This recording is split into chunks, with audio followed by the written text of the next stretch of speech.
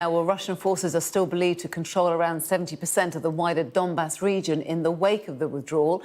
The Ministry of Defence has said it's highly likely that Moscow's troops destroyed road and rail bridges over the Dnipro River as part of their retreat. Well, retired Air Vice Marshal Sean Bell joins us now. Good to see you this Saturday morning, Sean. And the footage is extraordinary, isn't it, coming out of Kherson? Very, very emotional to watch. It looks like a significant defeat for President Putin. What's your take on it?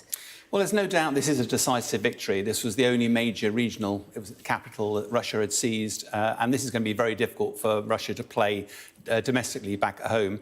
Ukraine still has to deal with a number of booby traps, probably. There are reports of a lot of Russian soldiers have been left behind and therefore either been pushed into civilian clothes or potentially special forces. But we talked a bit about the Kharkovka Dam up to the north there, that if the Russians were to blow that dam, then that could flood the whole region as well, which create a whole world of problems. It has been blown slightly, but we haven't heard more than that. But apart from securing the city, there's no doubt this is a euphoric day.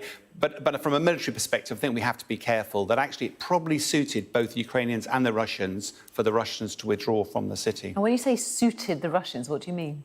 Well, Putin's military strategy almost certainly is to try to focus up in the Donbass, and he's been struggling up there, as you reported. There's a big chunk of the Donbass that he hasn't actually taken yet. That is his main effort.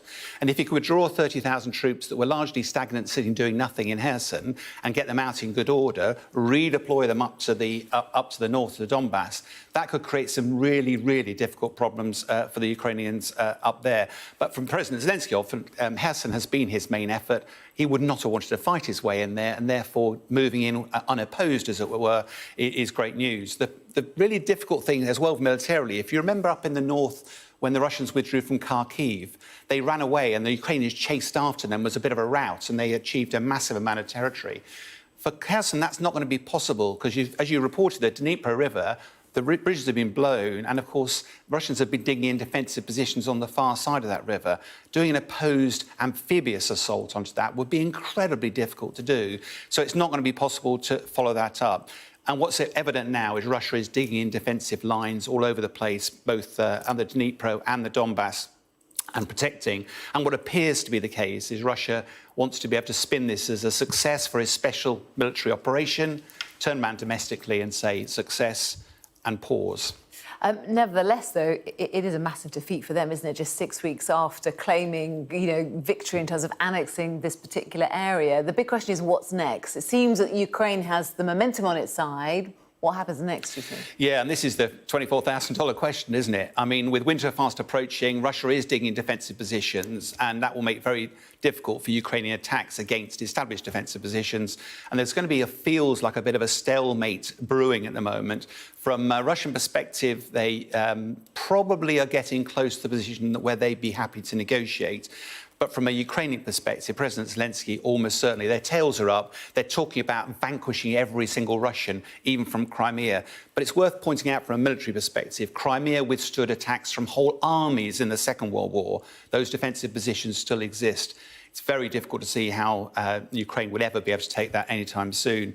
The Donbass is a different matter. It's been a thorn in the side for Zelensky for ages. And besides, both sides need weapons. Russia's trying to get them from Iran. Ukraine is getting them from the West. But it's telling that Zelensky hasn't been prepared to talk to Putin yet. Increasing pressure on the international stage, particularly from the United States, to try to get him to pick up that phone, almost certainly won't negotiate a settlement yet. Military fight these battles. The politicians come to horrible compromise. We're getting closer to the day when at least talks are going to have to start happening. Yeah, indeed. Sean, we'll see you in the next hour. For now, though, thank you very much.